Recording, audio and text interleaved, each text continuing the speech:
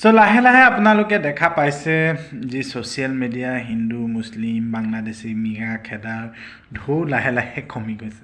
এইটোৱে আচলতে ট্ৰেণ্ড। লাহে লাহে নিউজৰ পৰা আঁতৰি যাব আৰু আমাৰ অসমীয়াও পাহৰি যাব যে ক'ত মিঞা আছিলে, ক'ত মিঞা বেদখলীকৃত কৰিছিল। মই সেইবাবে এটা কথা বাৰে প্ৰতি কৈ আছোঁ, আপোনালোকে অকল নিউজৰ মতে নচলিব। চ' নিউজৰ মতে ছ'চিয়েল মিডিয়াৰ ভিউজৰ বাবে যদি আপুনি এই জাতীয়তাবাদী সংগ্ৰাম কৰিছে, একো নাপায়।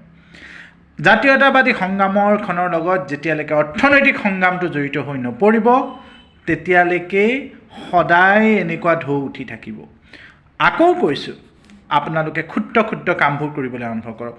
পকাৰ ঘৰ বনোৱা কাম আৰম্ভ কৰক, মাছৰ হ'লচেল ব্যৱসায় আৰম্ভ কৰক, শাক পাচলিৰ হ'লচেল ব্যৱসায় আৰম্ভ কৰক।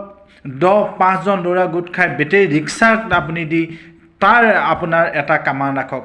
এইদৰে যদি আমি অৰ্থনৈতিক অধিকাৰখিনি নিজৰ হাতত ৰাখিব পাৰোঁ, তেতিয়াহে এই সংগ্ৰামখন ফলপ্ৰসূ হ'ব।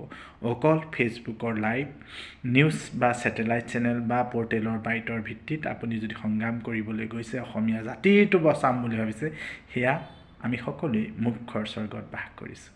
চ' সেইবাবে আহক আমি অসমীয়া জাতিটো অৰ্থনৈতিকভাৱে বচাই তোলোঁ।